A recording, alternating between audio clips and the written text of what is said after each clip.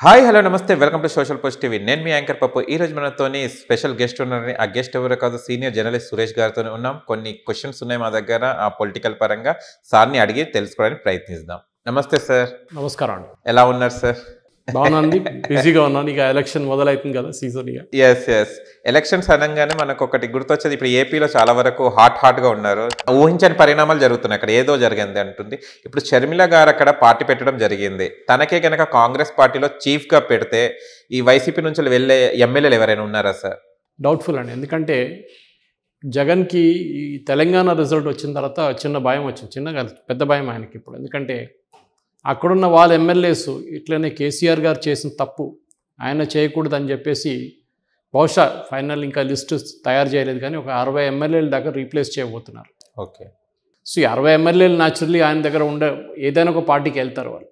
కానీ అక్కడ కాంగ్రెస్కి అసలు పరిస్థితి లేదు. ఎందుకంటే కాంగ్రెస్కి ఉన్న ఇప్పుడు కూడా అక్కడున్న ఆంధ్రాలో ఉన్న పాపులేషన్ ఏమనుకుంటారంటే, ఈ విభజన జరిగింది, కాంగ్రెస్ అందరికన్నా పెద్ద విలన్ వాళ్ళ హయాంలో జరిగింది, బీజేపీ రెండో విలన్, ఎందుకు వాళ్ళు సపోర్ట్ చేశారని చెప్పేసి.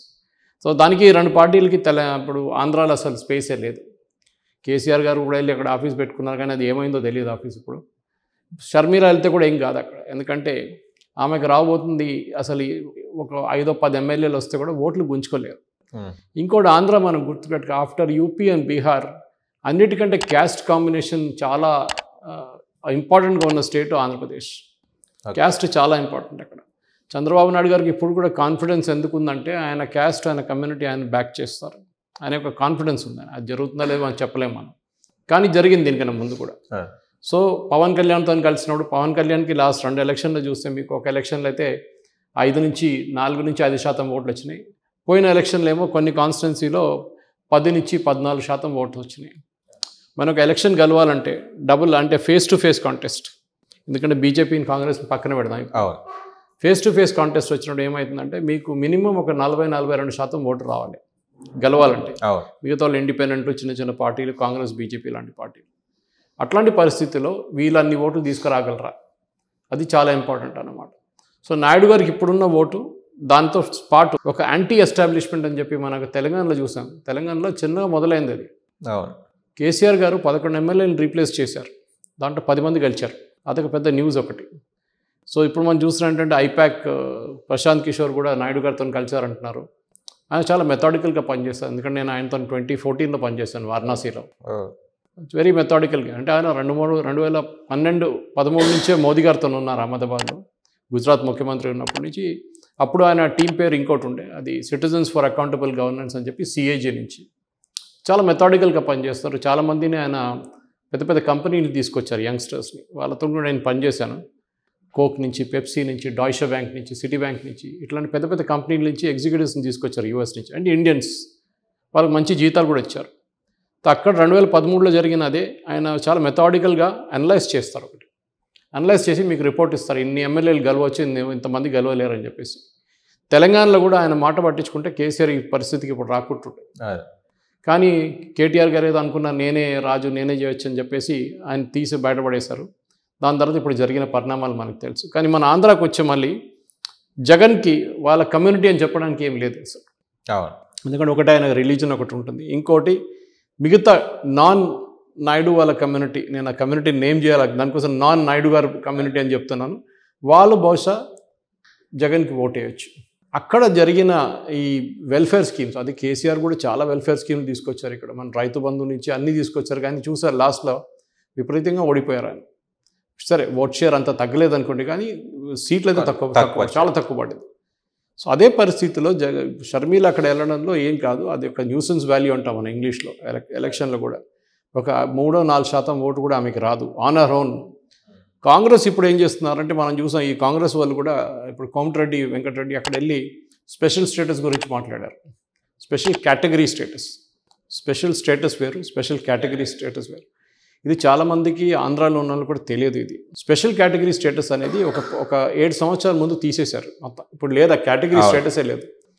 ఆ కేటగిరీ రావాలంటే ఆంధ్రాలో ఉన్న మన వ్యూవర్స్ కూడా అర్థం చేసుకోవాలంటే ఏంటంటే, దాంట్లో ట్యాక్స్ బ్రేక్స్ ఇస్తారు, మీకు ఫండింగ్ ఇస్తారు. అంటే ఒక హెల్త్ కేర్ ప్రాజెక్ట్ ఉందనుకోండి, దాంట్లో 100 కోట్లు ఖర్చు అయితే స్టేట్ గవర్నమెంట్ యూజువల్లీ ఏం చేస్తారంటే 40-50% వాళ్ళు పెడతారు, సెంట్రల్ గవర్నమెంట్ కూడా మ్యాచింగ్ గ్రాంట్ పెడతారు. కానీ స్పెషల్ కేటగిరీ స్టేటస్కి వచ్చినప్పుడు 90% ఫండింగ్ సెంట్రల్ గవర్నమెంట్ నుంచి వస్తుంది. ఇది కావాలంటే క్వాలిఫై చేయాలంటే 5-6 కండిషన్స్ ఉంటే అది ఆంధ్ర వాళ్ళు కూడా అప్పుడు అర్థం చేసుకొని నేను చాలా మటుకు డిబేట్స్లో దీనికి ఎక్స్ప్లెయిన్ చేస్తే చాలామంది నన్ను అడిగారు మళ్ళీ, సార్ ఇది మన ఇక్కడున్న బీజేపీ వాళ్ళు కానీ కాంగ్రెస్ వాళ్ళు ఎందుకు చెప్పలేకపోతున్నారు, ఎందుకు ఎక్స్ప్లెయిన్ చేయలేకపోతున్నారు అని అడిగారు. అది చెప్పి నా తప్పు కాదు అది. ఎందుకంటే స్పెషల్ కేటగిరీ స్టేటస్ రావాలంటే ఒకటి మీకు ఇంటర్నేషనల్ బౌండరీ ఉండాలి, అంటే ఏదో ఒక కంట్రీతో ఇంటర్నేషనల్ బౌండరీ. సో మీరు చూస్తుంటే చాలా మటుకు నార్త్ ఈస్ట్లో, అది కాకుండా ఉత్తరాంచల్ ఆ సైడ్లో కూడా ఒక ఉత్తరాంచల్ కూడా బెనిఫిట్ ఇచ్చారు. కానీ రాజస్థాన్కి ఇవ్వలేదు, ఎందుకంటే ట్రైబల్ పాపులేషన్ ఉండాలి, సెకండ్ కండిషన్ అన్నమాట. మూడోది వాళ్ళ ట్యాక్స్ రెవెన్యూస్ చాలా తక్కువ ఉండాలి, అసలు ట్యాక్స్ రెవెన్యూస్ లేదు. నార్త్ ఈస్ట్లో మీరు పెద్ద పెద్ద ఫ్యాక్టరీలు పెట్టలేరు, ఎందుకంటే చాలా ఈకో సెన్సిటివ్ రీజన్. అది కాకుండా ట్రాన్స్పోర్ట్ కూడా చాలా కష్టం అక్కడ చేరుకోవాలంటే, ఎందుకంటే రా మెటీరియల్స్ అని తెప్పించుకొని చాలు. సో ఆంధ్రాకి ఈ స్పెషల్ కేటగిరీ స్టేటస్ అడగకుండా స్పెషల్ స్టేటస్ తెప్పితే బాగుంటుంది. దాంట్లో 2 సెక్షన్లో స్పెషల్ స్టేటస్ ఆల్రెడీ ఆంధ్రప్రదేశ్కి ఇచ్చారు, ఒకటి ఎడ్యుకేషన్, ఒకటి ఎంప్లాయ్మెంట్. ఈ 2 అక్కడ ఉన్న గవర్నమెంట్ చూసుకోవచ్చు. ఇక్కడేమో ఎంప్లాయ్మెంట్ గురించి స్పెషల్ స్టేటస్ ఇచ్చారు తెలంగాణకి. సో స్పెషల్ కేటగిరీ స్టేటస్ కాదు, స్పెషల్ స్టేటస్ ఇచ్చారు. కానీ ఇప్పుడు వచ్చే ఎలక్షన్స్లో, ఇప్పుడు జరగబోయే ఎలక్షన్స్ 2024, ఎందుకంటే లోక్సభతో నడుస్తుంది ఎలక్షన్. మనం ఎప్పుడు చూస్తే ఏమవుతుందంటే Rajasthan, Madhya Pradesh last time BJP ఓడిపోయారు. ఎలక్షన్ ఓడిపోయిన తర్వాత ఈసారి కాదు, పోయినసారి ఓడిపోయినప్పుడు 2018లో. కానీ లోక్సభకు వచ్చినప్పుడు 2019 మొత్తం బీజేపీ కొట్టేశారు. మధ్యప్రదేశ్లో 1 సీట్ వచ్చింది కాంగ్రెస్కి అంతే, రాజస్థాన్లో 1 కూడా రాలేదు, మొత్తం బీజేపీ తీసుకెళ్ళిపోయారు. ఎందుకు? ఎందుకంటే ఒక లోక్సభ ఎలక్షన్కి వచ్చేటప్పుడు ఒకవైపు ఒక ప్రైమ్ మినిస్టర్ క్యాండిడేట్గా మోదీ గారు ఉన్నారు, ఇంకా నెక్స్ట్ ఆ సైడ్ చూస్తే ఎవరు లేరు. ఇప్పుడు కూడా అదే పరిస్థితి ఉంది. ఉంటే 30 మంది ఉన్నారు ఆ సైడ్, అందరికి ప్రధానమంత్రి కావాలని ఉంది. మమతా బెనర్జీ నుంచి నితీష్ కుమార్కి, స్టాలిన్కి, అందరికి ప్రధానమంత్రికి, పాపం రాహుల్ గాంధీని పక్కన పెట్టేసారు వీళ్ళందరూ కలిసి. అట్లా ఆ పరిస్థితులు చూసినప్పుడు ఆంధ్ర నుంచి జగన్ చాలా స్మార్ట్గా పర్ఫామ్ చేశాడు. దీనికన్నా కరప్షన్ అలిగేషన్స్ చాలా ఉన్నాయి. నన్ను చాలా మటుకు నేను న్యూస్ డిబేట్స్లో పార్టిసిపేట్ చేస్తున్నాను, నా ఒపీనియన్ చెప్పిన నన్ను యూట్యూబ్లో వచ్చి కామెంట్లు తిడతారు చాలామంది ఆంధ్ర వాళ్ళు, మీరు ఏం చెప్పట్లేదు జగన్ కరప్షన్ గురించి. అంటే నేను చెప్పాను, నేను ఉండేది హైదరాబాద్లో, మీరు చెప్పండి స్పెసిఫిక్ ప్రూఫ్ పంపించండి, నేను మాట్లాడతాను డిబేట్లో దాని గురించి. ఇక్కడ ఉన్న కరప్షన్ గురించి అయితే నేను చెప్తాను. కాళేశ్వరం ప్రాజెక్ట్ కానివ్వండి, నేను ఇప్పుడు కాదు 2 సంవత్సరాల ముందు కాళేశ్వరం గురించి మాట్లాడినప్పుడు చెప్పాను, 60,000 నుంచి 70,000 కోట్లు లోన్ తీసుకున్నారు వీళ్ళు. ఆ లోన్ సర్వీసింగ్కి చాలా ప్రాబ్లం అవుతుందంటే ఇప్పుడు శ్వేతపత్రంలో వచ్చింది అది. నేను ఎప్పుడో 2 సంవత్సరాలు అప్పుడు అందరు నన్ను తిట్టారు, ఆ సైడ్ టైంలో బీఆర్ఎస్ వాళ్ళు వచ్చి విపరీతంగా తిట్టారు నన్ను. సరే నో అదొక మీడియాలో ఉన్నప్పుడు మనకు ఒక ఏం చెప్తారు, you have to undergo that kind of torture. కానీ మిగతా ఇప్పుడు జగన్కు ఉన్న ప్రాబ్లం ఏంటంటే, ఒకటైతే కరప్షన్ ఇమేజ్, సెకండ్ స్టెబిలిటీ లేదు. నేను ఒక మేజర్ కేబుల్ కంపెనీ వాళ్ళు కలిసాను, అంటే టీవీ కేబుల్, మన పేరు చెప్పను కానీ వాళ్ళది. ఆ కంపెనీ వాళ్ళకి ఆపరేషన్ తెలంగాణలో ఉంది, ఆంధ్రప్రదేశ్లో కూడా ఉంది. వాళ్ళు ఏమంటున్నారంటే ఆంధ్రప్రదేశ్ నుంచి వాళ్ళ కేబుల్ సబ్స్క్రైబర్స్ 3,70,000 మంది హైదరాబాద్కి షిఫ్ట్ అయిపోయి కనెక్షన్ కూడా షిఫ్ట్ చేసుకున్నారు లాస్ట్ 2 సంవత్సరాల్లో, 2 years నుంచి. ఓకే, ఎందుకు జరిగింది అది అంటే, మొత్తం కనెక్షన్ తీసుకొని అందరూ షిఫ్ట్ కావాలనేది కొంతమంది అక్కడ పడేసి వచ్చేస్తారు సెట్టాప్ బాక్స్ కూడా. నేను ఇది డిష్ గురించి మాట్లాడలేదు, స్పెసిఫిక్గా సెట్టాప్ బాక్సుల గురించి మాట్లాడతాను. ఏం జరిగిందంటే ఒక డిసిషన్ తీసుకోలేకపోతున్నారు జగన్ గారు. సరే, ఆయన అలిగేషన్స్ ఏంటంటే నాయుడు హైదరాబాద్లో చేసినట్లనే హైటెక్ సిటీ కట్టే ముందు చుట్టుపక్కల ఉన్న అన్ని ల్యాండ్లు కొనుక్కున్నారు, ఒక బేనామీని పెట్టుకున్నాడు, ఆయన పేరు మీద అన్ని రియల్ ఎస్టేట్ ప్రాజెక్టులు నడిపిస్తున్నాడు హైదరాబాద్లో అని. కరెక్ట్, ఓకే, అలిగేషన్ మనం ఫేస్ వాల్యూలో తీసుకోవచ్చు. అక్కడ కూడా అమరావతిలో అదే ట్రై చేశాడు, అమరావతి చుట్టుపక్కల అన్ని పొలాలను అన్ని కొనుక్కున్నాడు. కొనుక్కున్న తర్వాత అమరావతి క్యాపిటల్ అని చెప్పగానే ఆ ల్యాండ్ ప్రైస్లు ఎక్కువైనాయి అక్కడ. కానీ దాని తర్వాత జగన్ వచ్చిన తర్వాత సరే ఈయన్ని చూపించాలి నేను చెప్పేసి అక్కడి నుంచి నేను ఇక్కడ పెట్టుకుంటా అని చెప్పేసి, అది వైజాగ్ చెప్పట్లేదు, కర్నూలు చెప్పట్లేదు. ఎందుకంటే మనకు ఉమ్మడి ఆంధ్రప్రదేశ్లో ఫస్ట్ 1962లో మనకు స్టేట్ విభజించినప్పుడు కర్నూలు మన క్యాపిటల్ ఉండే, హైదరాబాద్ కాదు. అది చాలామందికి ఇప్పుడు తెలియదు కర్నూలు, ఎందుకంటే సెంట్రల్లీ లొకేటెడ్ కర్నూలు. రాయలసీమ నుంచి రావాలన్నా కానీ, మీరు నిజామాబాద్ నుంచి రావాలన్నా, ఇటువైపు శ్రీకాకుళం నుంచి రావాలన్నా ఈక్వి డిస్టెంట్ కర్నూలు ఉండే ఒక పాయింట్లో. కానీ కర్నూలు దగ్గర ఇన్ఫ్రాస్ట్రక్చర్ లేకుండే. హైదరాబాద్ ఎప్పుడో డెవలప్ అయింది, ఇప్పుడు కాదు. హైదరాబాద్ కాకతీయ వాళ్ళ టైం నుంచి హైదరాబాద్ డెవలప్ అయింటూ వస్తుంది. అది దాని తర్వాత అసఫ్జాయి డైనాసిటీ వచ్చారు, దాని తర్వాత వాళ్ళు నిజామ్స్ వచ్చారు. వీళ్ళందరూ వచ్చిన ఆల్మోస్ట్ 300-400 సంవత్సరాలు హైదరాబాద్ డెవలప్ అయి వచ్చింది. ఏదో చంద్రబాబు నాయుడు గారు వచ్చి చేసింది కాదు, దానికన్నా ముందు కూడా హైదరాబాద్ చాలా మటుకు డెవలప్మెంట్ ఉండే ఒక క్యాపిటల్గా. కానీ దాని తర్వాత చంద్రబాబు నాయుడు చేయలేదని చెప్పలేము మనం. కానీ ఆ పరిస్థితి ఆయన రెప్లికేట్ చేస్తారని చాలామంది అనుకున్నారు ఆంధ్రాలో. హైదరాబాద్కి చేసిన అదే అమరావతిని ఒక హైదరాబాద్గా తయారు చేస్తారని. కానీ అంత ఈజీ కాదు, ఎందుకంటే ఒక క్యాపిటల్ అనేది ఏదో మనం ఇప్పుడు వేస్తే రేపు పైకి వస్తున్నట్లు కాదు కదా, ఏదో మ్యాజిక్ షో కాదు, అది టైం పడుతుంది. కొన్ని క్యాపిటల్స్ అయితే ఇప్పుడు మీరు కొత్త క్యాపిటల్స్ తీసుకోండి, గాంధీనగర్ అహ్మదాబాద్లో అహ్మదాబాద్ ఒరిజినల్ క్యాపిటల్ ఉండే, కానీ అక్కడ మొత్తం చాలా రోడ్లు తక్కువ ఉంది, పాపులేషన్ చాలా సంవత్సరాల నుంచి మన ఓల్డ్ సిటీకి వెళ్తేట్లో అట్లా ఉంటుంది అనమాట. సో వాళ్ళు ఏం చేస్తారు, సార్ అక్కడి నుంచి ఒక 60-70 కిలోమీటర్ దూరంలో ఇంకో క్యాపిటల్ తయారు చేస్తామని చెప్పి గాంధీనగర్ పెట్టుకున్నారు. చాలా మంచిగా డెవలప్ చేశారు, చాలా పెద్ద పెద్ద రోడ్లు. మనం ఢిల్లీకి వెళ్తే ఎట్లా ఉంటుంది రోడ్స్ అట్లా ఉంటుంది, చండీగఢ్లో ఎట్లా ఉంది అట్లానే ఉంటుంది. రాయ్పూర్లో కూడా అదే చేశారు. ఛత్తీస్గఢ్ని డివైడ్ చేసినప్పుడు మధ్యప్రదేశ్ నుంచి ఛత్తీస్గఢ్ సపరేట్ క్యాపిటల్ చేసినప్పుడు రాయ్పూర్ని అట్లా డెవలప్ చేశారు కొత్త క్యాపిటల్గా. బహుశా ఇదొక పెద్ద తప్పు జగన్ చేసింది. ఆయన ఒక డిసిషన్ తీసుకోవాలండి, ఏదో ఒక నిర్ణయానికి రావాల్సి ఉండే. సరే మీరు వైజాగ్లో పెట్టుకుంటే వైజాగ్ ఒక రాయలసీమ కడప నుంచి ఒక మనిషి వైజాగ్ దాకా రావాలంటే ఆడు మొత్తం పాపం ట్రైను లేకుంటే బస్సు లేకుంటే ఫ్లైట్ తీసుకొని రావాల్సి వస్తుంది, చాలా ఖర్చులు అవుతుంది. చిన్న సెక్రటరియట్లో ఏదైనా పని ఉంటే అక్కడ దాకా రావాలి ఆయన. మళ్ళీ అన్నాడు నేను 3 క్యాపిటల్ పెట్టుకుంటాను. జ్యుడిషియల్ క్యాపిటల్ ఏమో అమరావతి, అడ్మినిస్ట్రేటివ్ క్యాపిటల్ ఏమో వైజాగ్, కర్నూలు ఏమో ఇటువైపు మిగతా కొన్ని గవర్నమెంట్ డిపార్ట్మెంట్స్ అక్కడ. అది కూడా నడవదు, ఎందుకంటే ఉండాలంటే అన్నీ ఒకటే చోటు ఉండాలి. సరే కేరళలో ఒక ఎక్సెప్షన్ ఉంది, అది నేను చెప్పాను. ఇక్కడ నేను కేరళ నుంచి, సో నేను దాని గురించి మాట్లాడచ్చు. నేను ఇప్పుడు కేరళ హైకోర్టు ట్రివాండ్రంలో లేదు, కొచ్చిన్లో ఉంది. అది హిస్టారికలీ ఎందుకు పెట్టాను, ఎందుకంటే కేరళ పై నుంచి కాసర్గోడ్ వైపు నుంచి రావాలంటే ఒక 500 కిలోమీటర్ మీరు రావాల్సి వస్తుంది. అది మీరు ట్రివాండ్రం దాకా వెళ్ళాలంటే ఆల్మోస్ట్ 800 కిలోమీటర్ అవుతుంది. ఒక మనిషి చిన్న కేసు కోసం అక్కడి నుంచి ఇక్కడ దాకా రావాలంటే ప్రాబ్లం అవుతుందని చెప్పి కొచ్చిలో పెట్టారు వాళ్ళు. Okay, that is reasonable. అది ఇక్కడ కూడా చేస్తే అయిపోతుండే. Amaravati was a good choice, దాంట్లో డౌటే లేదు. క్యాపిటల్ ఒక జ్యుడిషియల్ క్యాపిటల్, వాళ్ళు బిల్డింగ్లు కూడా కట్టుకున్నారు హైకోర్టు అక్కడ. కానీ జగన్ది ఒక కరప్షన్ ఒకటి, సెకండ్ ఈ క్యాపిటల్ మీద ఇండిసిషన్. ఆయన అనుకుంటే బహుశా రెండవ పాయింటే ఆయనకి చాలా ప్రాబ్లం అయిపోతుంది. ఎందుకంటే ఇక్కడ మనం చూసాం ఒక చిన్న ఎగ్జాంపుల్ తీసుకుందాం, ఔటర్ రింగ్ రోడ్. ఇది మొదలైంది చంద్రబాబు నాయుడు టైం నుంచి. రాజశేఖర రెడ్డి గారు వచ్చినప్పుడు ఫైనలైజ్ చేశారు. దాని తర్వాత కిరణ్ కుమార్ రెడ్డి గారు వచ్చారు, రోషయ్య గారు వచ్చారు. దాని తర్వాత మళ్ళీ మనం చూసాం టీఆర్ఎస్ వాళ్ళు వచ్చారు. కానీ ఎక్కడ కండల్కోయర్ దగ్గర ఒక 12 కిలోమీటర్ మినహా మొత్తం ఔటర్ రింగ్ రోడ్ ఎప్పుడూ డెవలప్ అయిపోయింది. వీళ్ళు టీఆర్ఎస్ వాళ్ళు వచ్చి చేసిన అదొకటే పని ఉండే, లీగల్ ప్రాబ్లం ఉండే. కండల్కోయ మన మెడ్చల్ రోడ్ మీద అక్కడ ఒకటే డెవలప్మెంట్ ఉండే, అది చేసేసినారు. ఆ కేసు విత్డ్రా చేసుకొని ఆయనకి ఏదో 2 కోట్లు ఎంత ఇచ్చారు ఒక్కొక్క ఏకర్కి, ఆ ల్యాండ్ ఓనర్కి. ప్రాబ్లమ్ సార్ట్ అవుట్ అయిపోయింది. కంటిన్యూటీ ఉండే పాలసీకి. నీకు ముఖం నచ్చదు, నేను వచ్చి నిన్ను పడేస్తానని చెప్తే అది ఒక మెచ్యూర్ చీఫ్ మినిస్టర్ పాలసీ కాదు. అది మెచ్యూరిటీ ఏముంటుందంటే, సరే పాలసీ డిసిషన్ తీసుకున్నారు. ఇప్పుడు కొత్త కాంగ్రెస్ ప్రభుత్వం వచ్చారు, టీఆర్ఎస్ వాళ్ళు పెట్టిన ఏదైనా కొత్త ప్రాజెక్ట్ని తీసి పక్కన పడేస్తా అంటే సరే జరిగింది. ఇప్పుడు మనం చూస్తున్నాం ఎయిర్పోర్ట్కి వెళ్ళే ఓఆర్ఆర్ పక్కన నుంచి తీసుకున్న ఎయిర్పోర్ట్ మెట్రో ఎక్స్ప్రెస్ అందరు చెప్పారు అది తప్పు, ఎందుకంటే మీకు ఫీడింగ్ పాపులేషన్ ఉండదు అక్కడ. రాయదుర్గ్ తర్వాత డైరెక్ట్ ఎయిర్పోర్ట్ దాకానే ఉంటుంది, నడ్మిట్లు ఎవరు ఎక్కరు. ఏ గేటెడ్ కమ్యూనిటీ వాడు మెర్సిడీస్ బెంజ్లో వెళ్ళేటోడు మెట్రోలో వచ్చి ఎక్కడు. అది చాలా అందరూ క్లియర్. అట్లనే అటుపక్కన కూడా డెవలప్మెంట్ జరగలేదు ఆంధ్ర వైపు. మీరు కంటిన్యూటీగా పాలసీ పెట్టుకోవాలండి. సరే నాయుడు గారు మొదలు పెట్టారు, మీకు నచ్చదు, ఆయన ఈజ్ టోటలీ అగెయిన్స్ట్ యూ, ఈయన మీద కోపం ఉన్న నన్ను జైలు వేసాడని చెప్పి నాయుడుని కూడా తీసుకెళ్ళి జైలు వేసేసాడు. ఇదన్నీ నడుస్తుంది. కానీ ఒక మెచ్యూర్ పొలిటీషియన్, వాళ్ళ ఫాదర్ అది కాదు. Rajasekhara Reddy was very very mature man. ఆయనకి ఒక ఇంపల్సివ్ నేచర్ లేకుండే, డిసిషన్ అంటే చాలా కేర్ఫుల్గా తీసుకుంటుండే. సరే తప్పు కరెక్ట్. ఇప్పుడు మన చెన్నారెడ్డి టైం నుంచి చూడొచ్చు. చెన్నారెడ్డిని అందరూ చాలా కరప్ట్ మనిషి, ఆయన అసలు డబ్బులు తీసుకుంటాడు అన్నిటికంటే. అప్పుడు నేను స్కూల్లో చదువుతుండే ఆ టైంలో ఆయన ఉన్నప్పుడు. వైట్ హౌస్ అని చెప్పి తానకాల పెద్ద బిల్డింగ్ కట్టండి, ఇప్పుడు కూడా వాళ్ళ ఇల్లు, అది అఫీషియల్ ఇల్లు. డబ్బులు తీసుకున్నా కానీ పని నడుస్తుంది, అదొక చాలా ఇంపార్టెంట్ థింగ్. ఇప్పుడు మన కరప్షన్ లేదని ఎక్కడ చెప్పలేదు. కాంగ్రెస్ హయాంలో ఉంటుంది, మనం టీడీపీ హయాంలో ఉండే, ఇప్పుడు నడిమిట్లో వచ్చిన బీఆర్ఎస్ హయాంలో కూడా ఇక్కడ ఆంధ్రాలో తెలంగాణలో ఉండే.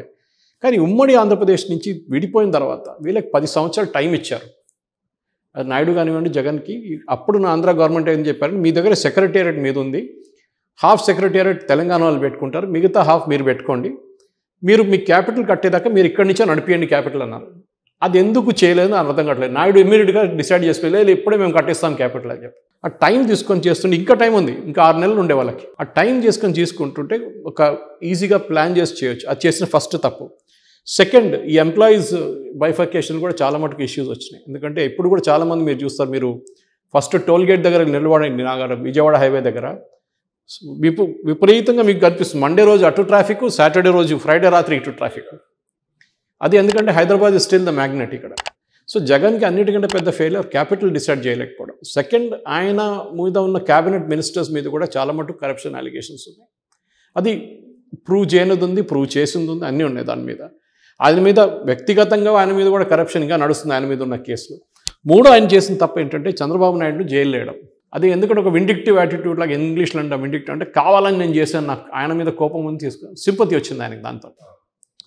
ఎంత అయినా కానీ ఒక ఎక్స్ చీఫ్ మినిస్టర్ ఆయన తీసుకెళ్ళి జైలు వేయడం ఎందుకు? సరే మీరు ప్రాసిక్యూట్ చేయండి, వాళ్ళు కోర్టు వాళ్ళు వేస్తే ఇంకో మాట, కానీ ఆయన బయటికి రాగానే ఇంకో కేసు, ఆయన బయటికి రాగానే ఇంకో కేసు అట్లా వేస్తే అది డెఫినెట్గా ఎవడన్నా నార్మల్ సిటిజన్ చూస్తున్నప్పుడు, సో స్పెషల్లీ వాళ్ళ కమ్యూనిటీలో చాలా ఎఫెక్ట్ అయింది. నేను చాలా మటుకు వాళ్ళ కమ్యూనిటీ వాళ్ళని ఇక్కడ కలుస్తుంటాను. మీరు చూస్తుంటారు హైటెక్ సిటీలో కూడా ప్రొటెస్ట్ చేశారు, కార్లు తీసుకొని ఔటర్ రింగ్ రోడ్ మీద అంతా. సో వాళ్ళు ఏం చేస్తున్నారంటే ఒక బిల్డప్ ఇస్తున్నారు నాయుడు మీద ఉన్న సింపతి కోసం. కానీ దీంట్లో అన్నిటికంటే ఇంట్రెస్టింగ్ ప్లేయర్ పవన్ కళ్యాణ్. పవన్ కళ్యాణ్ నేను ఎప్పుడు చెప్తుంటాను, ఒక film actor failure Pawan Kalyan ఎక్కడ వచ్చారంటే 2 లక్షల మంది ఆయన ర్యాలీకి వస్తారు ఏదైనా ఒక ఇక్కడ పెట్టుకుంటే, ఆ 2,10,000 మంది కూడా ఆయనకు ఓటేయరు. ఎందుకంటే ర్యాలీకి వచ్చిన వాళ్ళని మిమ్మల్ని కన్వర్ట్ చేయడానికి అది బీజేపీ దగ్గర ఉంది ఆ స్ట్రాటజీ. వాళ్ళ దగ్గర కార్యకర్తలు ఉన్నారు, బూత్ మేనేజ్మెంట్ ఉన్నారు, దోపర్చీ సిస్టమ్ ఉంది, వాళ్ళు క్లియర్గా మేనేజ్ చేస్తారు. అది ఇప్పుడు దాకా పవన్ కళ్యాణ్ నేర్చుకోలేదు. ఆయన ఏమనుకుంటాడు, నన్ను చూడడానికి 2 లక్షల మంది వచ్చారు, అందరు నా కోసం ఓటేస్తారు, తర్వాత చూస్తే 2,000 ఓట్లు కూడా రావు. అది తప్పు. ఆ మెకానిజం నాయుడు దగ్గర ఉంది. బీజేపీ తర్వాత నాయుడు దగ్గర మెకానిజం ఆయన చాలా సంవత్సరాల నుంచి డెవలప్ చేసుకుంటూ వచ్చారు. ఎందుకంటే నేను ఆయన ఫస్ట్ కలిసినప్పుడు ఆయన కాంగ్రెస్ మినిస్టర్ ఉండే ఇక్కడ సెక్రటేరియట్లో. అప్పుడు టీడీపీ లేదు, అప్పుడు కాంగ్రెస్ ఉండే. దాని తర్వాత రాజీవ్ గాంధీ ఇన్సిడెంట్ ఎయిర్పోర్ట్లో జరిగిన అంజయ్ గారిని తిట్టిన తర్వాత తెలుగు ఆత్మగౌరవం అని చెప్పి ఎన్టీఆర్ గారు తీసుకొచ్చిన, అది మన అందరికి తెలుసా కథ, పెద్ద కథ. కానీ మీరు అడిగితే ఆంధ్ర అంటే నాకు 3 క్యాపిటల్స్, మనం దీనికన్నా ముందు బీజేపీ ఉన్నప్పుడు 3 స్టేట్స్ క్రియేట్ చేస్తారు కొత్తగా. ఒకటి ఉత్తరాంచల్ ఒకటి వైపు, ఇంకోటి జార్ఖండ్ ఒకటి, ఛత్తీస్గఢ్ ఒకటి. ఈ తయారు చేసినప్పుడు కూడా వీళ్ళు చాలా మంచిగా మేనేజ్ చేశారు బీజేపీ. అది వాజ్పేయి గారు కూడా చెప్పారు, దాని తర్వాత వచ్చిన మిగతా ముఖ్య చీఫ్ మినిస్టర్స్ కూడా చెప్పారు. మేము ఇంత పీస్ఫుల్, మోదీ గారు కూడా స్పీచ్లో చెప్పారు, మేమే కొట్లాడ లేకుండా ఈజీగా ఈ 3 క్యాపిటల్స్ 3 స్టేట్ని డెవలప్ చేసి వాళ్ళకి కావాలన్న ఫండింగ్ ఇచ్చి అన్నీ చేశాం.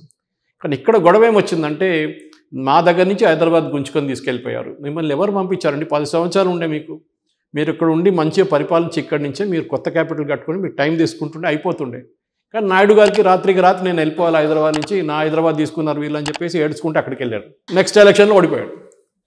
సో మీరు అడిగిన ప్రశ్నకి ఈమె అక్కడ వెళ్తే ఎఫెక్ట్ ఉంటుందా అనేది ఉండదు, నా అంచనా ప్రకారం ఉండదు. ఎందుకంటే ఆమెకు ఒక క్రౌడ్ పుల్లర్ అనేది ఒక లేదు, ఒక కెపాసిటీ ఉండాలి క్రౌడ్ పుల్లింగ్కి. రేవంత్ రెడ్డి వచ్చే ముందు కాంగ్రెస్ తెలంగాణలో ఏముండే, 0 ఉండే. వాళ్ళ దగ్గర ఉత్తమ్ కుమార్ రెడ్డి ఉండే, జానారెడ్డి ఉండే, అన్ని పెద్దల నేతలు ఉండే, బట్టి విక్రమార్క అందరూ ఉన్నారు. కానీ ఎందుకు సడన్గా ఆయన గుంజుకొచ్చారు? 2014 కన్నా ముందు 2 సార్లు అద్వానీ గారికి ఛాన్స్ ఇచ్చారు బీజేపీ. ఒకసారి 140 దగ్గర, ఒకసారి 180 దగ్గర వచ్చి ఆగిపోయారు ఆయన. దాని తర్వాత బీజేపీ కూడా తెలిసిపోయింది నేను తను పనికిరాదు, మేము కొత్త లీడర్ని తీసుకొచ్చి మోదీ గారిని తీసుకొచ్చారు. సడన్గా 280 కన్నా పైకి వెళ్ళిపోయారు. ఈసారి 303 తీసుకొచ్చారు. ఆ క్రౌడ్ పుల్లింగ్ కెపాసిటీ ఉండాలి మీకు, ఒక కరిష్మా ఉండాలి. అది రాజశేఖర్ రెడ్డి గారికి ఉండే, అది రోసే గారికి లేకుండే, కిరణ్ కుమార్ రెడ్డి గారికి లేకుండే. కిరణ్ కుమార్ రెడ్డి గారు నా క్లాస్మేట్ యాక్చువల్లీ, ఆయనకు లేకుండే. సో ఆ క్రౌడ్ పుల్లింగ్ అబిలిటీ ఉన్నప్పుడే మీకు ఒక లీడర్షిప్ అబిలిటీ కనిపిస్తుంది. మీరు ఒక డ్రీమ్ సెల్ చేస్తున్నారు, మేము ఇట్లా తయారు చేయబోతున్నాం, మేము మొత్తం తాజ్మహల్ కడుతున్నాం మీకోసం అని చెప్పేసి. కడతారా లేదా ఇంకో మాట. కానీ ఇప్పుడు కూడా ఛాన్స్ ఉంది జగన్ గారికి. కానీ ఆయన ఏం చేయాలంటే తెలంగాణలో చేసిన తప్పు చేయకుండా ఒక 50-60 మంది ఆల్రెడీ ఆయన డిస్ట్రిక్ట్ ఇన్ఛార్జ్ కూడా చాలా మందిని మార్చేశారు ఆయన. కానీ దాంతో సరిపోతుందా నేను అనుకుంటా బహుశా కాదు. ఇప్పుడు నా అంచనా ప్రకారం అక్కడ టచ్ అండ్గా ఉంటుంది, 50-50 ఉంది ఇప్పుడు. కానీ ఇంకా 6 నెలలు లేదు, 4 నెలలు పెట్టుకుంది అయిపోతుంది ఎలక్షన్. అక్కడ ఏం జరుగుతుందో అన్నిటికంటే ఇంపార్టెంట్, లోక్సభకి ఇక్కడ ఒక ఈవీఎం, ఇక్కడ ఒక ఈవీఎం. వాడు తప్పుగా మోదీ కోసం కొట్టినాడు, ఇక్కడ వచ్చి మళ్ళీ మోదీ కోసం కొడితే అయిపోయింది. దానికోసం కేసీఆర్ లాస్ట్ టైం భయపడి 2018లో ఎలక్షన్ 6 నెలల ముందు పెట్టుకున్నాడు. ఎందుకంటే ఆయనకు భయమైంది, ఇక్కడ లోటస్, ఇక్కడ లోటస్ కొట్టేస్తే అయిపోతుంది, తామర కొట్టేస్తే అయిపోతుంది. సో దానికోసం సో ఆంధ్రాలో ఐ థింక్ ఈ 2 పార్టీలు మినహా బీజేపీకి కాంగ్రెస్కి ఇప్పుడు స్పేస్ లేదు అక్కడ, అస్సలు లేదు. వీళ్ళు ఏంటి తెలంగాణ వాళ్ళు వెళ్ళి ఇంకా అక్కడ పుల్లలు పెడితే ఇంకా పెద్ద ప్రాబ్లం కావద్దు. కోమటిరెడ్డి ఉండొచ్చు, ఎవరైనా ఉండొచ్చు. అది ఎందుకంటే ఎలక్షన్ రోజే మనం చూసినాం, ఎలక్షన్ ఓటింగ్ నడుస్తున్న రోజే అది రోజు నాగార్జున సాగర్ మీద డ్యామ్ మీద చేసిన డ్రామా మనం చూసాం. అది లేనిపోయిన డ్రామా, అది ఎందుకు అసలు అర్థం కావట్లేదు. ఇప్పుడు కూడా నీళ్ళ సంగతి మాట్లాడుతున్నారు, బైఫర్కేషన్ టైంలో మాకు రావాల్సిన నిధులు రాలేదంటున్నారు. ఎలక్ట్రిసిటీ బోర్డు నుంచి మాకు అక్కడి నుంచి 7,000 కోట్లు రావాలని ఇక్కడ తెలంగాణ వాళ్ళు అంటున్నారు, కాదు మాకు 7,000 అని చెప్పి వాళ్ళు అంటున్నారు. సో ఇష్యూస్ అన్నీ గందరగోళం అయిపోయి ఆంధ్రాలో డెవలప్మెంట్ జరగట్లేదు. నా ఫ్రెండ్స్ ఉన్నారు ఇక్కడ నుంచి పనిచేసేటట్టు, నేను చెప్పినట్లు మండే రోజు పోతారు, సాటర్డే రోజు తిరిగి వస్తారు. వాళ్ళు ఏమంటే అక్కడ అసలు డెవలప్మెంట్ లేదు, అసలు డెవలప్మెంట్ ఏం జరగట్లేదు. వైజాగ్ ఆల్రెడీ ఒక పబ్లిక్ సెక్టర్ టౌన్ ఉండే, అది నేవీ ఉంది అక్కడ, దాని తర్వాత భారత్ హెవీ ప్లేట్ వెసల్స్ అనే కంపెనీ ఉండే, అది ఇప్పుడు బంద్ అయిపోయింది. అట్లాంటి చాలా చిన్న చిన్న కంపెనీలు చాలా ఉండే, పబ్లిక్ సెక్టర్ యూనిట్స్ ఉండే అక్కడ. వైజాగ్ స్టీల్ అన్నిటికంటే బెస్ట్. కానీ ఇప్పుడు ఏంటంటే పిఎస్యూ కల్చర్ పోయింది. ఇప్పుడు మన దగ్గర సిర్పూర్ పేపర్ మిల్స్ ఉండే, మీకు గుర్తుంటుంది, అది ఎక్కడ పోయిందో ఎవరికి తెలియదు. ఇప్పుడు వీళ్ళు ఓపెన్ చేస్తా అంటున్నారు, రీఓపెన్ చేస్తున్నాక ఇక్కడ ఏం జరగలేదు. వైజాగ్ని డెవలప్ చేయాలి, కర్నూలు డెవలప్ చేయాలి, కడప. మీరు బెంగళూరు పక్కన ఉన్నప్పుడు మీకు ఈకో సిస్టమ్ ఉంది ఒకటి, ఆ ఈకో సిస్టమ్ మీరు గ్రాప్ చేయలేకపోయారు. హొసూరు చూడండి, హొసూరు ఎక్కడ ఉంది? తమిళనాడులో ఉంది. బెంగళూరు నుంచి 60 కిలోమీటర్ దూరమే, కానీ హొసూరు మొత్తం కంప్లీట్ ఒక ఆటోమొబైల్ హెబ్. అశోక్ లేలాండ్ తీసుకోండి, పెద్ద పెద్ద కంపెనీలు ఉన్నారు చాలా సంవత్సరాల నుంచి, ఇప్పుడు కాదు 30-40 సంవత్సరాల నుంచి. Hosur was able to do that. ఇక్కడ మన వైపు ఆంధ్రాలో ఈ కడప కానివ్వండి, అనంతపురం వైపు ఈ ట్రాఫిక్ని ఎందుకు గుంజుకోలేదు, ఈ బిజినెస్ ఎందుకు గుంజుకోలేదు? దాని తర్వాత మీరు ఈవెన్ నెల్లూరు తీసుకోండి, చెన్నై నుంచి ఎంత దగ్గర నెల్లూరు, అక్కడి నుంచి ఉన్న యూనిట్స్ మీరు కొంచెం ఇక్కడ తీసుకురావచ్చు కదా, తీసుకురాలేకపోయారు. బ్రాండిక్స్ లాంటి కంపెనీ నాయుడు గారు ఉన్న టైంలో వచ్చారు అప్పుడు, కానీ దాని తర్వాత మనం చూడలేదు, పెద్ద పెద్ద కంపెనీలు ఏం రాలేదు అక్కడ. అక్కడ ఉన్న ఒక శ్రీ సిటీ ఒకటి ఉండే, అక్కడ ఒక మనం చూసిన కియా మోటార్స్ ఒకటి వచ్చారు. దాని తర్వాత పెద్ద పెద్ద యూనిట్స్ ఏం రాలేదు అక్కడ. అది ఇండస్ట్రియలైజేషన్ లేకుంటే యంగ్స్టర్స్కి ఉద్యోగం ఉండదు. నేను ఇప్పుడు చెప్తున్నాను, హైదరాబాద్లో ఒక రాయి పడేస్తే అమీర్పేటలో, నేను ఎప్పుడు చెప్తాను యునైటెడ్ స్టేట్స్ ఆఫ్ అమీర్పేట అని చెప్తాను, అక్కడ సాఫ్ట్వేర్ ఇంజనీర్ తల మీద పడుతుంది. కానీ మీరు ఒక ప్లంబర్ని పిలవండి, ఒక కార్పెంటర్ పిలవండి, ఒక ఎలక్ట్రీషియన్ పిలవండి, హైదరాబాద్లో మీకు దొరకడు. ఎల్లుండి వస్తా అంటాడు. కానీ సాఫ్ట్వేర్ ఇంజనీర్ పెడితే 100 మంది లైన్లో నిలబడతారు మీ ఆఫీస్ బయట. ఇది డిఫరెన్స్ అనమాట. సో అక్కడ ఎంప్లాయ్మెంట్ క్రియేట్ చేయడం అనేది జగన్ ఫెయిల్ అయ్యారు. ఎంప్లాయ్మెంట్ ఎందుకు లేదంటే కొత్త యూనిట్స్ ఏం రావట్లేదు. మీరు మీ పొలిటిక్స్ ఒక్కటే చూసుకుంటే ఎంప్లాయ్మెంట్ ప్రొవైడ్ చేయకపోతే ఆ ఎంప్లాయ్మెంట్ కోసం అందరు హైదరాబాద్కి వస్తున్నారు, ఆంధ్ర నుంచి ఉన్నారు. కానీ ఇక్కడ రాగానే ఏమైపోతుందంటే గవర్నమెంట్ జాబ్స్కి అప్లై చేయలేరు. నేను చెప్తాను, ఎగ్జాంపుల్ ఇస్తాను మీకు ఒకటి. ఆంధ్రాలో కొన్ని ఓబీసీ కమ్యూనిటీస్, ఇక్కడ ఓబీసీ లేదు, బీసీలు కూడా లేవు. మా వాచ్మెన్ కూతురు ఉండే, ఆమె అక్కడ బీసీ, ఇక్కడ బీసీ లేదంట. అది వాళ్ళు ముందే సార్ట్అవుట్ చేసుకోవాలండి. స్టేట్ డివైడ్ అయినప్పుడు ఉమ్మడి ఆంధ్రప్రదేశ్లో ఒకటే ఉండే కదా, మళ్ళీ మీరు ఎందుకు చేసుకోలేదు? ఇట్లాంటి చిన్న వాళ్ళు ఏం చేశారు, మొత్తం ఇక్కడ వచ్చేసారు అందరు. మాకు అక్కడ ఉద్యోగం ఎనీవేర్ రావట్లేదు, హైదరాబాద్లో వచ్చి అట్లీస్ట్ ప్రైవేట్ సెక్టర్లో ట్రై చేసుకుందామని చెప్పేసి. సో హైదరాబాద్లో 5 లక్షల మంది హైటెక్ సిటీలో పనిచేస్తున్నప్పుడు ఒక రోజుకి 2 షిఫ్ట్లలో మీరు అదే ఈకో సిస్టమ్ వైజాగ్లో క్రియేట్. నేను వైజాగ్లో పనిచేసినప్పుడు నాకు గుర్తుంది 1986-87లో, మీరు చాలామంది పుట్టలేదు ఆ టైంలో. సో ఆ టైంలో అక్కడ హెచ్ఎస్బిసి ఉండే, అక్కడ ఇక్కడున్న హెచ్ఎస్బిసి కాల్ సెంటర్ అక్కడ ఉండే సిరిపురం జంక్షన్లో. మళ్ళీ అది ఏమైందంటే అంత అప్పుడు తీసుకొచ్చింది. అప్పుడు హైదరాబాద్లో ఏం లేకుండే ఆ టైంలో, కానీ వైజాగ్లో ఉండే. అది ఎందుకు డెవలప్ చేయలేదు? అక్కడి నుంచి మీరు నెక్స్ట్ జనరేషన్ ఋషికొండ దాకా మీకు మంచి సీ కోస్ట్ ఉండే, బ్యూటిఫుల్గా డెవలప్ చేసుకోవచ్చు మీరు, కానీ మీరు చేయలేదు. అందరు తప్పు, ఇలా ఒకటే తప్పు అని చెప్పలేం. కానీ అప్పుడు ఉమ్మడి ఆంధ్రప్రదేశ్ ఉండే, అప్పుడున్న ముఖ్యమంత్రులు చాలామంది తక్కువ ఉన్నారు. ఉన్న వాళ్ళందరూ రాయలసీమ నుంచి వచ్చిన రాజశేఖర రెడ్డి గారు కానీ, తెలంగాణ వచ్చిన పివి నరసింహారావు, వీళ్ళందరూ ఉన్నారు. అంతేగాని కొత్తగా ఎవరు డెవలప్ చేయలేదు ఆంధ్ర. ఓకే.